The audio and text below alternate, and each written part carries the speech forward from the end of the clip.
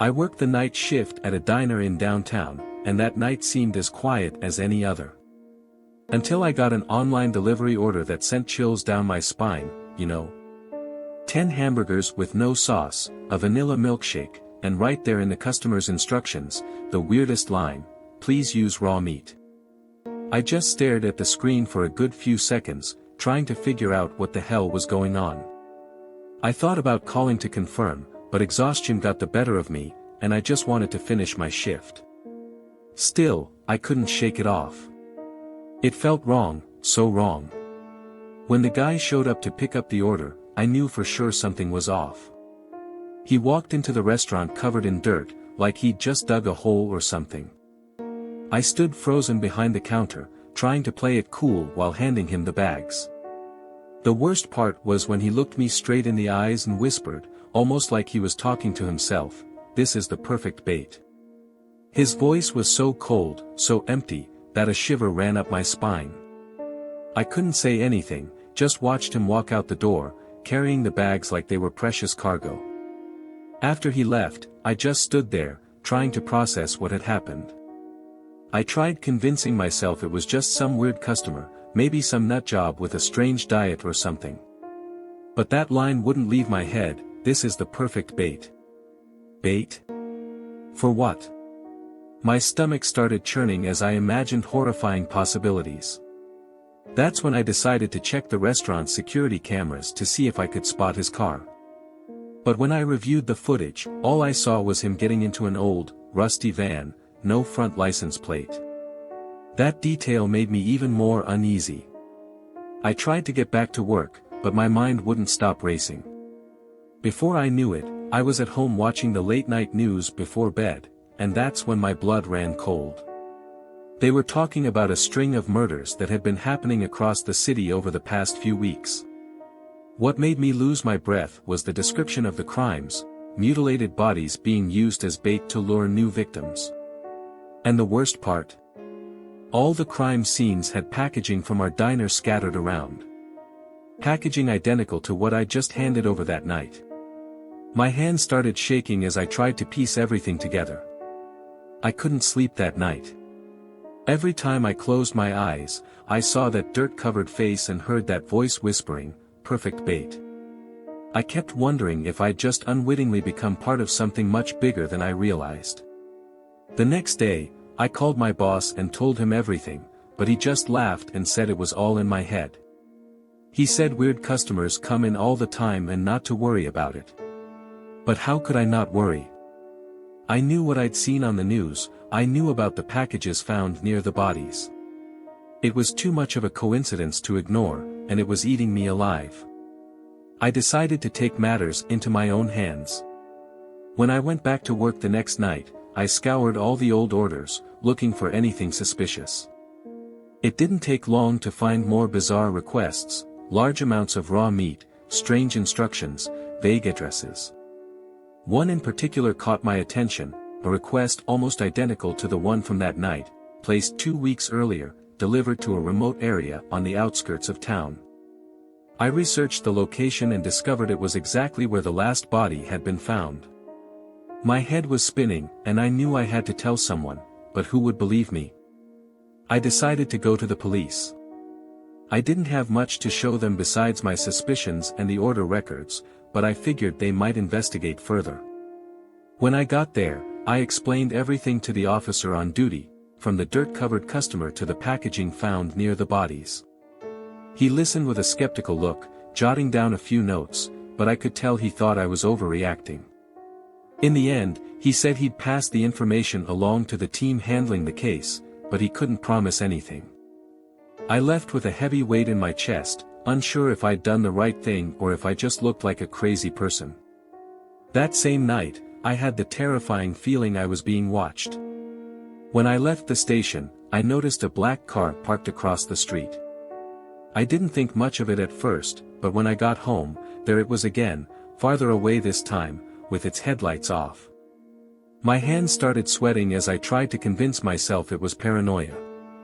I went inside, locked all the doors and windows, but still spent hours peeking through the curtains, trying to see if the car was still there. What if that customer had recognized me? What if he knew I'd put the pieces together? Every little noise in the house made my heart race. The following days were hell. I couldn't relax for a second. Every time I left the house, I felt like I was being followed. At work, I kept glancing at the door every few minutes, afraid that guy would show up again. Even the other employees started noticing I was acting strange, but I didn't want to tell them anything. After all, who would believe me? I could barely believe it myself. Then, one night, I received an anonymous text on my phone, "You made a mistake." That was it. Nothing else. But it was enough to terrify me completely. Someone knew I'd gone to the police. I started thinking about what could happen to me. If this guy, or these people, were really using our diner as part of their twisted plans, I'd probably just painted a target on my back. That's when I decided to disappear for a few days. I packed some clothes, turned off my phone, and headed to a friend's place in another city. He thought it was weird when I showed up unannounced, but I told him I needed some time to clear my head. I didn't tell him what was going on, just said work was stressing me out. Still, I kept looking over my shoulder, expecting to see that black car again. I knew I couldn't run forever. 2 weeks passed, and no matter how hard I tried to convince myself I was safe, that feeling of being watched never left me. Then, one night while watching TV at my friend's place, I heard the screech of tires outside. I ran to the window and saw that same black car pulling up in front of the house. My heart stopped. There was nowhere left to run. I grabbed my phone and frantically called the police, begging them to hurry. Meanwhile, I locked all the doors, turned off the lights, and prayed no one would break in before they arrived. I heard slow, deliberate footsteps outside, like whoever it was enjoyed every second of it. When the police finally arrived, the footsteps stopped, and the black car sped off. The investigation didn't lead anywhere, no visible plates, no useful witnesses. But something changed after that. The strange text stopped, and I never saw that customer at the diner again. Still, I keep looking over my shoulder to this day, waiting for something terrible to happen. Sometimes I wonder if I did the right thing by going to the police or if I just interfered with something far bigger than I could ever understand. Whoever these people are, they're still out there somewhere, using raw meat and fast food packaging as part of their sick games. And me? I just want to forget all of this. But I know I never will.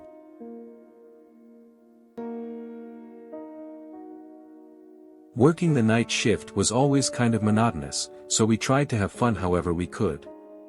One of the employees' favorite games was seeing who could scare the others the most. It seemed silly, but it was a way to break the routine. This week, the bets were flying. Whoever pulled off the biggest scare would get a free round of sodas during the shift. I decided I was going to outdo everyone. I came up with something simple but effective, pretending I was being attacked by a masked intruder. I grabbed an old mask we used during the company's Halloween parties and planned everything down to the smallest detail. Or at least I thought I had planned it. When it was my turn, I got into character perfectly. I started running through the warehouse aisles screaming like a maniac, pretending to be in total despair. "There's someone here. Help!" I shouted while waving the mask in front of my face. My co-workers were laughing their heads off, thinking I was overacting on purpose. That's when I tripped over a poorly placed box and crashed hard into the stockroom. When I got up, still a little dazed, I realized I wasn't alone. Leaning against the wall was a tall man wearing a clown mask, but this one wasn't a toy. He smiled, holding a bloody knife, and said in an eerily calm voice, "I didn't know you wanted to join in too." That's when my blood ran cold. I froze, unable to think straight. The situation was completely surreal. How could a harmless prank turn into this? The man with the clown mask didn't seem to be there by chance. He stared at me as if evaluating his next move, and that knife in his hand was terrifyingly real. I wanted to scream, call for my co-workers, but my voice just wouldn't come out. All I could do was stare at him, trying to make sense of what was happening. He laughed again, a low, guttural chuckle, and said, "I thought you guys knew the rules." What rules? What was he talking about? My mind was a chaotic mess. I tried to get up slowly, thinking of a way to escape, but he was faster. He took a step forward, blocking the only exit from the stockroom. I could smell the metallic scent of blood covering the blade of the knife, and it made my stomach churn. There was no more room for doubt, this wasn't part of some stupid prank. It was real. And now I was trapped in there with him, with no idea what to do or where to run. My heart was pounding so hard I was sure he could hear it. I thought about my coworkers outside, still thinking I was part of the joke. Would they come looking for me? Or was I completely alone? I started sweating cold as I tried to think of something, anything, that could get me out of there.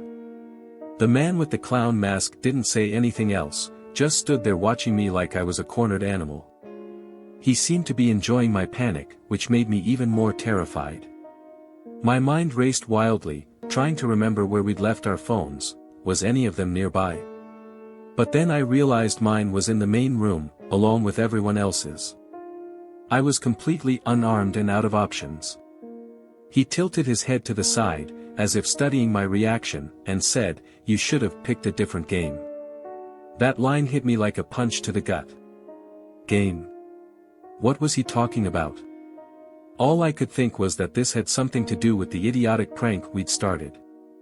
Maybe we'd touched something dangerous without realizing it. The idea that we were dealing with something much bigger than a simple competition between coworkers made me want to throw up. I needed to find a way out of that room before it was too late. I gathered all the courage I could muster and screamed with every ounce of strength, "Is anyone out there? Help!" But all I heard was the echo of my own voice, followed by his low, sinister laugh again.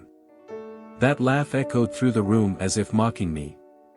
He began walking slowly toward me, twirling the knife in his hand as if it were a toy, something weightless and consequence-free. I backed up until I hit the wall, feeling the cold concrete against my back. My breathing was fast and uncontrollable, and I knew there was nowhere left to run. "You're the first one today," he said in a calm voice that contrasted absurdly with the situation. First one? What the hell did that mean?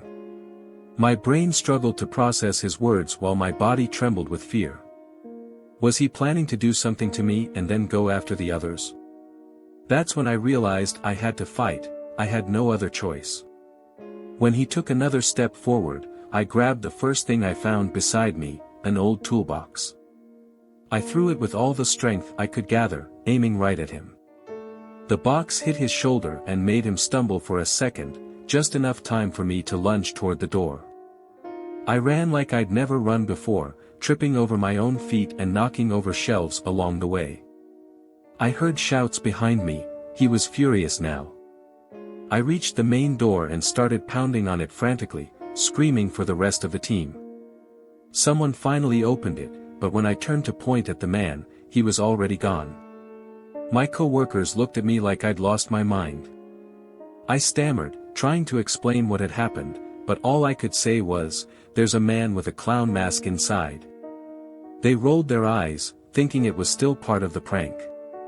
"You win, man," one of them said, laughing. But I wasn't joking.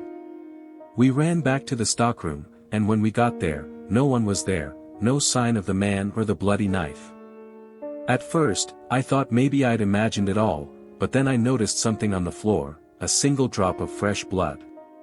My coworkers fell silent, finally realizing something was very wrong. No one laughed after that. Since that night, I haven't been able to sleep properly. Every sound I hear seems like footsteps approaching, every shadow looks like it has the shape of a clown. The police came to investigate, but without concrete evidence, all they could do was file a report. The warehouse was locked up for a few days, but not long after, we were back to work, or at least the others were. I'm still stuck in that night, trying to understand how a dumb prank spiraled so far out of control. Is he still out there? Sometimes I wonder if I'll survive to tell this story. Or if I'm already part of it.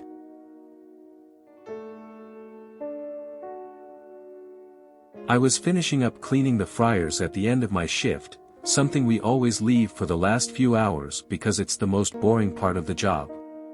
I was focused on scraping off the hardened grease from the grill when I felt something strange tangled in the metal. I pulled it out carefully and saw that it was an old, yellowed envelope, partially torn, as if it had been hastily hidden there.